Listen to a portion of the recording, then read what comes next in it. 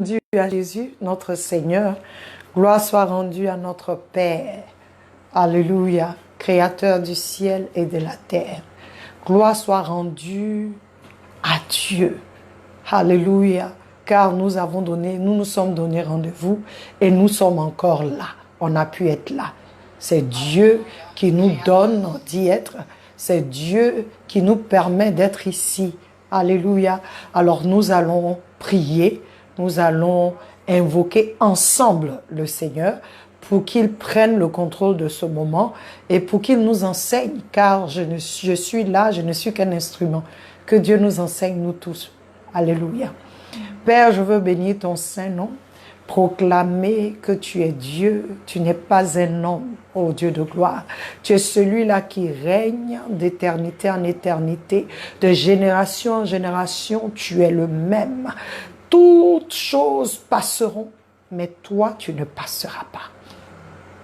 C'est pourquoi, Seigneur, nous prenons appui sur toi, comme tu l'as dit dans Ésaïe 28, que celui qui prend appui sur toi, celui qui prend appui sur la pierre angulaire que Dieu le Père a placé comme fondement, celui qui s'appuie sur cette pierre ne sera pas ébranlé. Et nous voulons te dire que cette émission s'appuie sur toi. C'est toi la pierre angulaire d'une autre dimension. C'est toi le propriétaire d'une autre dimension. C'est toi qui enseignes dans une autre dimension. C'est toi qui te manifestes par une autre dimension. Nous ne sommes que des intendants. C'est pourquoi, Père, je me confie à toi, Seigneur, ce moment. Je me soumets à ta Seigneurie, je me soumets à toi, ô Esprit de Dieu, et je prie que tu prennes le contrôle, que tu nous enseignes, que tu montres à chacun de nous que Dieu est souverain, au nom de Jésus. Amen. Amen. Et comme tu le sais, j'aime bien chanter. Nous allons chanter ce chant. Tu es Dieu, tu n'es pas un homme. C'est tout ce qu'on dit. Tu es Dieu, tu n'es pas un homme. Tu es Dieu, tu n'es pas un homme. Tu es Dieu, Jésus, tu es Dieu. Tu es Dieu, tu n'es pas un homme. Tu es Dieu, tu n'es pas un homme. Yahweh, tu es Dieu, tu n'es pas un homme. Tu es Dieu, omniscient, tu es Dieu, oh, tu es Dieu, tu n'es pas un homme. C'est ma confession depuis la semaine. C'est ça qui me touche le cœur. C'est ce chant qui me vient pour encore proclamer que notre Dieu est Dieu. Il n'est pas un homme. Alléluia. Et notre thème aujourd'hui, c'est le Dieu souverain. Amen. Et nous sommes encore dans notre même écriture qui est Matthieu 1, 3, 5 et 6.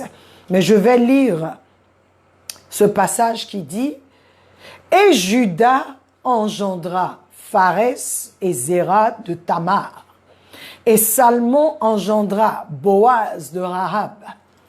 Et Boaz engendra Obed de Ruth. Et David le roi engendra Salomon de celle qui avait été la femme d'Uri. » Alléluia. Dieu est souverain. Alléluia. Et la dernière fois, nous avons parlé du Dieu de l'Alliance. Et nous avons dit que Dieu est le Dieu qui marche, qui opère de fils, de père en fils, qui est le Dieu des alliances. Il ne marche pas dans le désordre. Mais il y a 4 noms dans la généalogie de Jésus qui sont mentionnés dans le livre de Matthieu qui prêtent à confusion. Alléluia. Nous avons le nom de Tamar, nous avons le nom de Rahab, nous avons le nom de Ruth et de celle qui avait été la femme du riz. Tu vois un peu, celui qui a écrit, il veut même pas dire son nom, il dit celle qui a été la femme du riz. Alléluia. Je veux dire à quelqu'un aujourd'hui, quel que soit le nom qu'on te donne, cherche le nom que Dieu te donne. Alléluia. Il y a un nom que Dieu te donne. Quel que soit ce qu'on dit de toi, il y a ce que Dieu dit que toi tu es. Il y a ce que Dieu dit de toi. Et c'est ce qui doit être important pour toi. Alléluia. Qui est Tamar? Pourquoi est-ce que Tamar est dans la généalogie de Jésus? Tamar n'est pas juive. Tamar est une Cananéenne. Alléluia. Qui était mariée au fils de Juda. Celui-là même par qui Dieu a déclaré que c'est dans Juda que le roi sortira. Alléluia. Juda est le fils d'Israël, Jacob. Amen. Tamar était la belle-fille de Juda. Tamar a marié le fils aîné de Juda, Er, et la Bible dit que Er était tellement mauvais que c'est Dieu lui-même qui a tué Er. Et parce que Dieu a tué Er, Juda, ne sachant pas peut-être que son fils était mauvais, donna le deuxième fils à prendre Tamar comme épouse. Et il lui dit, prends-la et suscite une postérité pour ton frère. La Bible nous dit que quand ce dernier, je crois Onan, est parti avec Tamar, au moment où il devait enceinter la femme là, il a refusé. On dit, il a mis ça par terre. Et qu'est-ce qu'il s'est dit? Il dit non, parce que si je fais ça, l'enfant là ne sera pas pour moi, on va dire que c'est pour mon frère. Et la Bible dit que cette chose n'a pas plu à Dieu. Dieu le tua. Est-ce que vous savez comment on appelait Tamar? La femme qui tue ses maris. Oui, parce qu'elle a eu les deux frères, ils sont morts. Donc le papa, je le comprends, hein, il dit, ma fille, faut aller chez toi à la maison. Hein, Genèse 38 à partir du verset 7, il dit, ma fille, va à la maison chez tes parents parce que mon dernier fils, Judas, avait 3 fils. Il dit, mon fils qui est là, comme il n'est pas encore grand, va et reste. Vous comprenez? Il dit, va et reste veuve jusqu'à ce que celui-là grandisse. Quand il grandira, je te le donnerai. Mais dans son cœur, c'est pas ce qu'il voulait faire. Dans son cœur, il s'est dit, si je donne ce dernier, elle va le tuer aussi, parce qu'apparemment, cette femme-là, elle tue les hommes. Mais quand la Bible nous parle, la Bible, le rapport que la Bible nous donne, si tu vas lire Genèse 38, à partir du verset 7, j'aimerais que tu lises, si je lis, ça sera un peu long, c'est que les fils de Judas étaient mauvais. Leur voix était mauvaise. Dieu, c'est Dieu lui-même, c'est pas le diable, c'est Dieu lui-même qui les a tués. Mais Judas sûrement ne savait pas, hein, comme les parents, nos enfants sont tous bons. Donc la femme était accusée. Et la Bible nous dit que cette femme a été renvoyée chez ses parents, mais elle devait rester veuve. Si encore il avait libéré pour dire, va ma fille, trouve-toi un autre mari, j'allais comprendre. Mais il dit, va, attends, quand l'autre là va grandir, je vais te le donner. Mais dans son cœur, il ne voulait pas donner. Il ne voulait pas donner dans son cœur. Il ne voulait pas donner son fils à cette dame. Et la Bible dit que la fille est partie chez ses parents. Et elle a entendu, parce que le beau-père maintenant aussi était devenu veuf. La Bible dit que il est allé là où la fille était, en tant que bon berger. Et elle s'est déguisée en prostituée. Tu peux comprendre aussi, il a vu une prostituée, il est parti avec lui, avec elle. Donc c'était un peu bizarre. Il est parti avec la dame, ne sachant pas que c'était sa belle-fille. Mais tu vois, Dieu, il est tellement bon, souverain. Je ne sais pas comment ce jour-là, c'était le jour d'ovulation de Tamar. Je ne sais pas. Nous servons un Dieu souverain. Donc fais attention.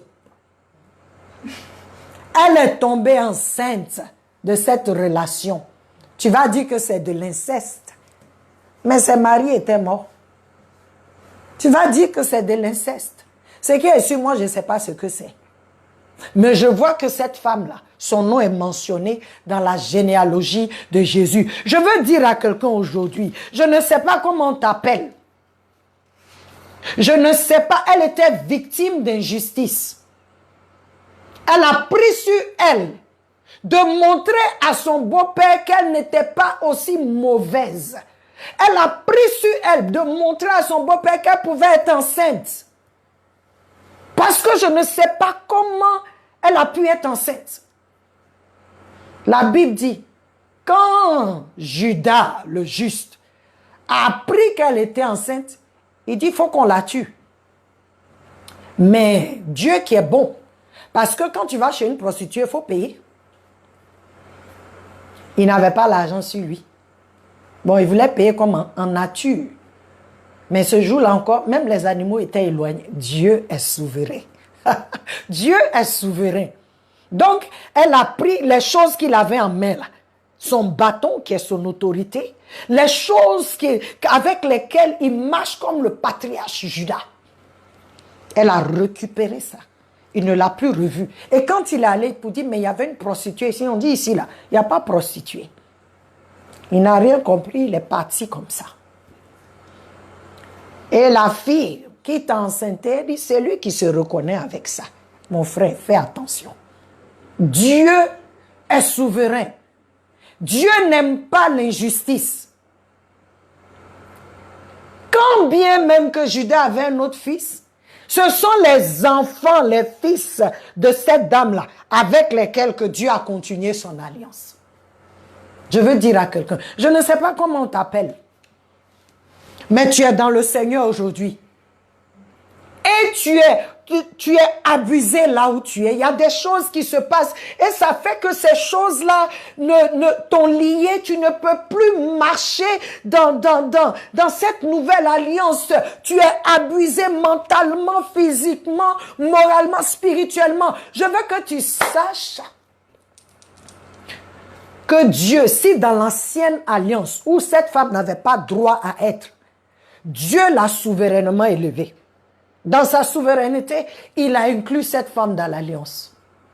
Dieu qui t'a sauvé, toi qui es sauvé aujourd'hui par Christ, je veux que tu saches que cette alliance avec Christ te délivre de tous ces abus, te délivre de toute injustice.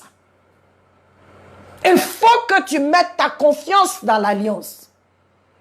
Il faut que tu saches que Dieu n'aime pas l'injustice. Il est le Dieu de la justice. On dit, la Bible dit dans Hébreu que le serviteur de Dieu, Jésus-Christ le messager, son sceptre est le sceptre de la justice.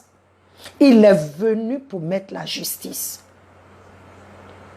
Toi, qui dans ta vie est abusée, tu ne connais pas encore Christ, je t'invite. Si tu viens, il va te libérer. Il te rendra justice. Il a rendu justice à Tamar. Judas n'est plus reparti avec elle comme homme et femme. Mais ce sont les fils, ce qui est sorti des entrailles de Tamar que Dieu a pris pour continuer son alliance. Pharès, le fils de Tamar. Alléluia. Et il y a une deuxième femme dont on parle. J'aime cette femme-là. Rahab. La Bible dit, quand tu regardes dans la généalogie, on te dit Rahab, on te dit Salmon engendra Boaz de Rahab. On ne dit pas Rahab la prostituée. C'est nous les hommes qui disons Rahab la prostituée. Parce que dans la généalogie, quand Dieu l'a prise, elle était propre. Elle était propre. Mais qu'est-ce qui a qualifié Rahab pour faire partie de la généalogie de Jésus? Sa foi. La Bible dit que cette femme-là, qui était une prostituée renommée. Tu sais, souvent, il y a des prostituées, on ne te connaît même pas. Celle-là, elle était renommée. Elle était renommée. Parce que quand tu rentres à Jéricho, sa maison est sur le mur, là. Sa maison est construite en hauteur. Et tout le monde dans la ville sait que Rahab, c'est une prostituée. Elle a sa maison close. Elle ne se cachait pas. Mais Rahab est une rejetée de la société. Je ne pense pas qu'à Jéricho, un homme voulait l'épouser. Une rejetée de la société, une méprisée, une prostituée, une femme légère. Alléluia. Mon frère, ma soeur, tes péchés ne peuvent pas empêcher le Seigneur de t'aimer. Tes péchés peuvent te séparer du Seigneur. Ils te séparent, même pas peuvent. Tes péchés te séparent de Dieu, mais tes péchés ne peuvent pas empêcher Dieu de t'aimer. Alléluia. Mais Rahab a été qualifiée. Josué, chapitre 2, versets 1, 9 et 11. Je vais lire parce que c'est quelque chose qui me touche. La foi de Rahab. Elle dit, la Bible dit que cette femme, c'est moi qui dis ça, je dis elle est superbe. Alléluia. Elle est superbe. Non seulement elle est superbe, elle a eu foi au Dieu d'Israël, mais elle a pu saisir cette opportunité pour se positionner. Alléluia. Je vais lire ce que la Bible nous dit. La Bible dit que dans Josué 2, 1, 11, je vais paraphraser. Elle a dit aux espions qui étaient venus, qui sont rentrés, regarde, les espions sont venus, sont allés chez une prostituée. Tu ne sais pas d'où ta bénédiction va sortir. Il ne te dit pas d'aller chez les prostituées, mais je te dis de cesser de mépriser les gens. Cesse de rejeter les gens. Commence à voir dans les yeux du Seigneur. Parce que même dans l'église, nous sommes ensemble, mais parce qu'on connaît l'arrière-plan, le background, le passé de quelqu'un, on traite la personne. Fais attention. Rahab est appelée grand-mère de Jésus-Christ dans la chair. Fais attention. Alléluia. La Bible dit que Rahab, quand elle a protégé les espions, qu'est-ce qu'elle leur dit? On a appris ce que votre Dieu fait. Tout le monde a peur ici. J'aime le verset 11. Il faut aller lire parce que le verset 11 a dit que en vérité, le Dieu d'Israël est le Dieu des cieux. Il est au-dessus de tous les autres dieux. Et maintenant, le verset qui continue, comme c'est une bonne prostituée, elle a une bonne... Elle sait comment... Hein, on dit ça bargain. Elle sait comment négocier. Elle dit donc, je vous ai protégé. Quand vous allez là, quand vous allez revenir, parce qu'on a peur, on sait que Dieu vous a donné notre terre. Donc quand vous allez revenir, épargnez-moi, épargnez mon père, épargnez ma famille, épargnez ma mère. Attendez. Je me demande, elle faisait la prostitution, pourquoi? Parce que regarde son cœur. Une prostituée qui ne pense pas à elle. Elle dit, quand vous revenez, je crois en votre Dieu. Mais quand vous revenez là, c'est pas seulement moi, mais là, mon père, ma mère, et tous ceux qui sont avec eux. Elle a fait un deal. Et Dieu aime ce genre de personnes qui reconnaissent les opportunités, qui ont foi en Dieu et qui peuvent se saisir de l'opportunité que Dieu met devant eux. Et c'est ce que Rahab a fait. Son passé n'a pas pu empêcher Rahab de jouir, alléluia, de jouir de la grâce de Dieu. Je veux dire à quelqu'un, aujourd'hui ton passé te parle trop. Tu es dans le Seigneur, mais ton passé te parle. Tu écoutes ce que ton passé dit. Ce qui fait que toi, tu es paralysé. Même quand Dieu dit, parle à quelqu'un, ils vont dire quoi? Avant là, j'étais une prostituée. On s'en fout de ça. Est-ce que tu es aujourd'hui une prostituée? Parce que si tu es une prostituée aujourd'hui, là, c'est un problème. Mais si tu as été libéré, tu es rentré dans cette nouvelle alliance. Ton passé n'a plus de pouvoir sur toi. Même ceux qui veulent te rappeler de ton passé, faut leur dire, vous savez que vous êtes encore dans le passé parce que moi, je suis à une autre dimension. Ton passé peut t'empêcher d'aller loin. Ton passé parle encore, mais tu dois te lever pour dire à ton passé, il n'y a plus d'accès ici. Tu ne peux plus parler dans mes oreilles. Tu ne peux plus me montrer les images d'avant. Je suis né de nouveau. Je suis purifié. Et toi qui encore, tu es fatigué parce que les souvenirs invoquent le sang de l'agneau et purifie tes souvenirs, purifie tes pensées, purifie ton cœur, purifie ton âme de ces souillures-là. Jésus t'a libéré.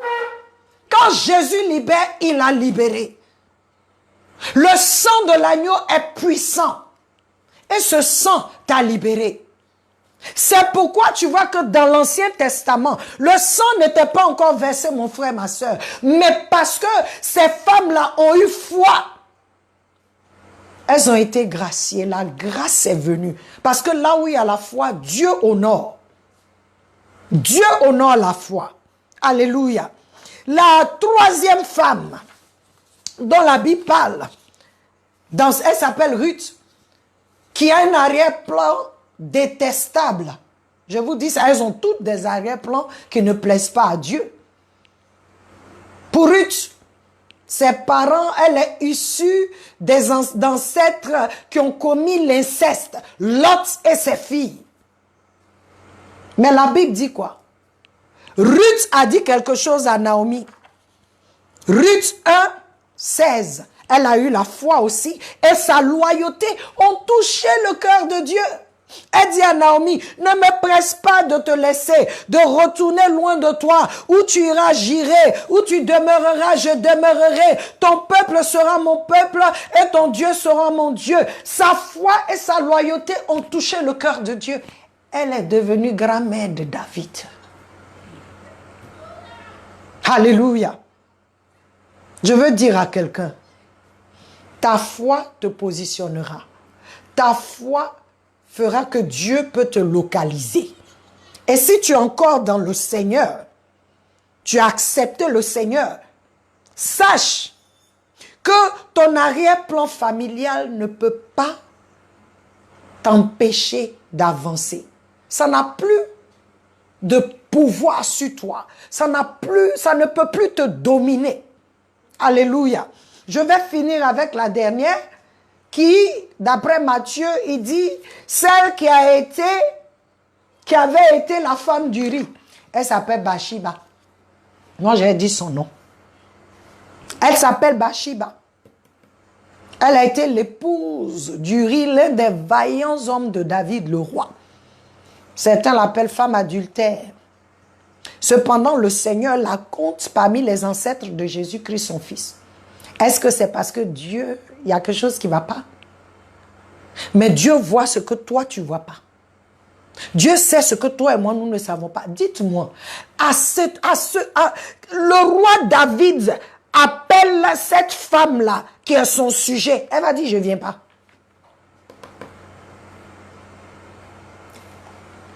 Je ne sais pas, je ne me mets pas à sa place.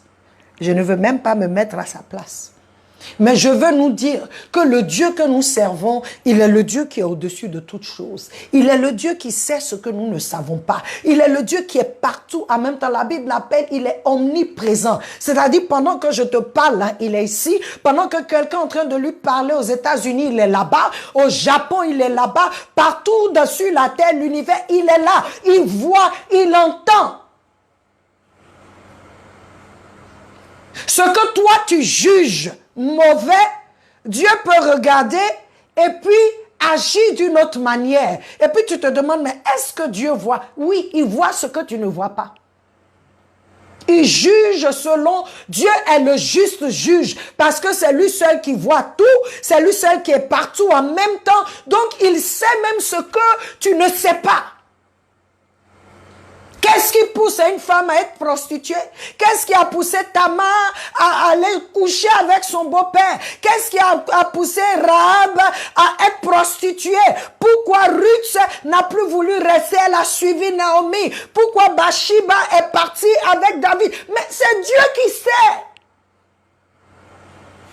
C'est Dieu qui sait. Il n'a pas mentionné le nom des femmes juives là dans la Bible. Non, non, non. Celles qui ont eu les autres enfants. Il n'a pas mentionné. Mais ces 4 femmes, il les a mentionnées pour te montrer à toi et moi qu'il est le Dieu souverain. Il fait ce qu'il veut. Et il voulait nous montrer que celui qui arrive, c'est pas parce que Dieu a fait une alliance avec Abraham, David, que Dieu rejette les autres hommes. Le but de l'alliance que Dieu a fait avec ceux-là, c'est pour que le monde sache qui il est. Ce n'est pas pour tuer les autres hommes. Donc quand Dieu voit que l'un des hommes créé à son image et à sa ressemblance est abusé, est opprimé, est dans des conditions où il ne doit pas être, Dieu vient.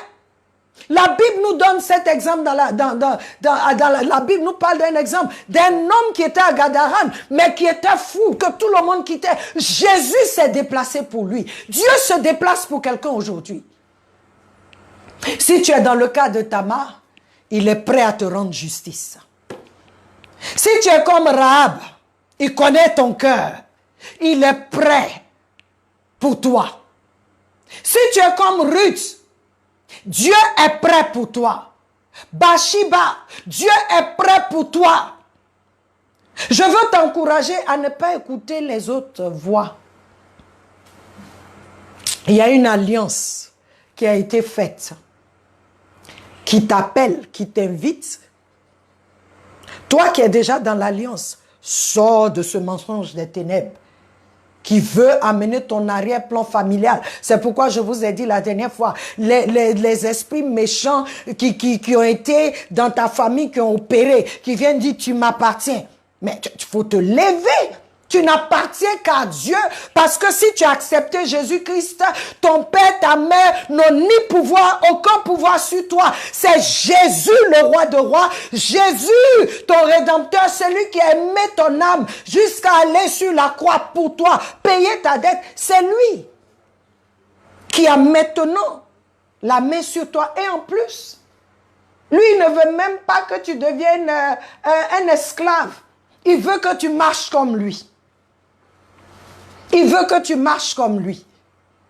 Toi qui ne le connais pas, c'est pour toi. Le Seigneur t'invite dans cette alliance avec Christ. Cette alliance qui a été scellée par le sang de l'agneau, le sacrifice à la croix à Golgotha. Le Seigneur t'appelle. Il te dit, viens. Ces 4 femmes-là représentent ce que je vais vous dire, les aspects de la vie. Des aspects de l'homme sur la terre, où tu es injustement traité, où tu es opprimé, où à cause de ton arrière-plan familial, on te rejette, parce que chez vous, il y a des pauvres, donc toi, tu dois rester pauvre. En Christ, tu es riche. Il a pris ta pauvreté. Il a effacé tout ce que ton arrière-plan familial peut faire, peut avoir pour te réclamer. Il a tout effacé. Si tu es Bathsheba, tu as commis l'adultère, donc tu ne sais plus où partir. Tu as peur. Le Seigneur a les bras qui sont ouverts. Lui seul, il sait pourquoi tu as commis ce que tu as commis. Lui seul, il sait ce qui t'a poussé. Aujourd'hui, comme cette femme dans la Bible dont on nous parle, on dit la femme qui a commis l'adultère, mais on ne parle même pas du monsieur qui était dans l'adultère là. Jésus, quand il est venu, on dit lapidons là. Il a écrit devant tout le monde. Je suis sûr qu'il a dit à chacun, toi tu as fait ça. Toi tu es comme ça. Et qu'est-ce qu'il a dit? Celui qui n'a pas péché, qui n'a aucun péché, qu'il jette la première pierre. Même les pharisiens sont partis. On l'a laissé. Et qu'est-ce qu'il a dit à la fille? Où sont tes accusateurs? Elle dit, ils ne sont pas là. Il dit, moi aussi je ne t'accuse pas. Va et ne pêche plus. Je veux dire à quelqu'un, Aujourd'hui, tu peux donner ta vie à Jésus.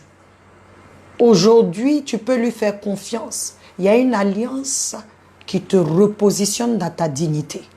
Il y a une alliance qui te restaure. Si tu ne connais pas Jésus-Christ, je t'encourage à lui donner ta vie. J'aimerais que tu pries avec moi, que tu répètes après moi. Seigneur Jésus, je te bénis pour ton sang que tu as versé pour payer toute ma dette. Aujourd'hui, je crois en toi. Tu es Seigneur, tu es le Fils de Dieu. Tu es allé aux enfers et tu as détruit les œuvres de l'enfer qui me condamnaient. Aujourd'hui, je te reçois dans mon cœur comme Seigneur et Sauveur. Que ma vie change et que ma vie reflète ta gloire au nom de Jésus. Toi qui es dans le Seigneur, nous allons à une autre dimension. Chasse toute personne, toute voix qui veut te ramener derrière. Et commence à marcher dans cette nouveauté de vie qui vient de la nouvelle alliance. Rejette toutes ces choses qui t'empêchent d'avancer. Toutes ces choses qui te disent « Ah, toi, tu étais mauvais avant. » Il faut laisser affaire de Dieu, là. Il faut dire « Oui, c'est parce que même je suis mauvais que je ne peux pas laisser affaire de Dieu, là, parce que c'est lui qui me change. » Alléluia. Toi qui étais prostituée, aujourd'hui, quelqu'un veut t'épouser.